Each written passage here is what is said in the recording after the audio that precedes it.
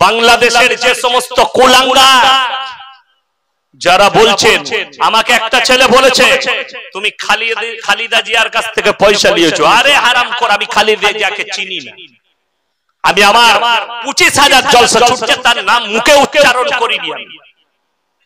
তাকে আমি চিনি না, আমি একবারও তার মুখে উচ্চারণ করিনি। এ তো আমি জানলাম যে খালেদা জিয়ার একটা ভোটের বিপক্ষ দল কে আছে জানি না। বাংলাদেশের অবস্থা শ্রীলঙ্কা থেকেও খারাপ, আল্লাহ থেকেও খারাপ করবে, মুজিবরের থেকেও খারাপ অবস্থা হবে তার মেয়ের হাসিনা। আল্লামা দেলওয়ার হোসেন সাইদি শুধু নয়, আল্লামা মামুনুল হক, কাজী ইব্রাহিম, আমির হামজা, বড় বড় উলামায়ে দ্বীনকে জেলের কুঠরিতে ভরে রেখে দিয়েছে। যদি মনে করো একটা আলেমকে মেরে দিয়ে 10টা আলেমকে মেরে দিয়ে এদিকে পয়জন দিয়ে আর ইনজেকশন দিয়ে মেরে দিয়ে তুমি যদি মনে করো দেশে রাজত্ব করবে পৃথিবীতে, তোমার থেকে বড় জালিম ফিরাউন ছিল, তোমার থেকে বড় জালিম নমরুদ ছিল। আল্লাহ যাদের রাজত্বকে মিটিয়ে অভিশপ্ত করেছে, হাসিনা তুমি হবে পৃথিবীর একজন অভিশপ্ত নেতা, অভিশপ্ত হবে তুমি, চিরজীবন তুমি অভিশপ্ত থাকবে। আর কিয়ামতের দিন আল্লাহ তোমাকে পাকড়াও করবে। শুধু তাই নয়, দেখে নাও ফিরাউনের রাজত্বকে দেখো, আল্লাহ কিভাবে চুর চুর করেছিল। ফিরাউন চেয়েছিল, সে বলেছিল আলা রাব্বুকুমুল আলা, আমি হচ্ছি পৃথিবীর আলা, আমার উপরে কেউ নেই। আল্লাহ তাকে এমন মৃত্যু দিয়েছে, গোটা পৃথিবী আজ পর্যন্ত তার নজির রয়ে গেছে।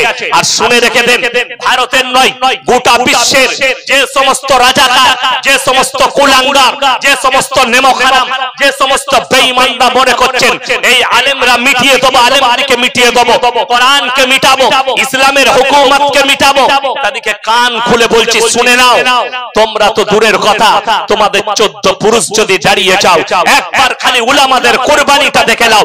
দিল্লি থেকে লাহোর পর্যন্ত এমন কোন গাছ ছিল না ইংরেজরা যে গাছে উলামাদেরকে ঝোলাইনি।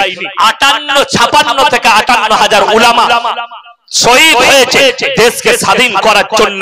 আন্ডারপ্যান্ট পরে জেলের মধ্যে দাখিল করেছে, আন্দামানের কঠিন জেলে উলামায়ে দ্বীন দিকে আন্ডারপ্যান্ট পরে ভরে দেওয়া হয়েছে, তাদের কোমরের তলায় আগুন দিয়েছে, তারপরেও তাদের ইমানে টনক লড়াতে পারেনি।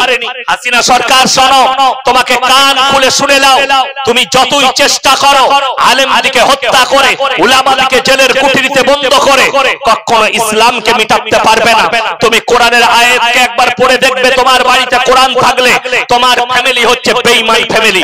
তোমার ছেলে বিয়ে করেছে একটা খ্রিস্টানকে, ইহুদিকে, একটা নাস্তিককে, একটা বেঈমান কাফেরকে বিয়ে করেছে, যার সঙ্গে আমার আল্লাহ সম্পর্ক ছিন্ন করেছে। সেরকম একটা নোংরা জগতে নোংরা নারীকে তার ছেলে বিয়ে করেছে, আর সে নিজেকে বলে মুসলমান। আমি আমার পৃথিবীর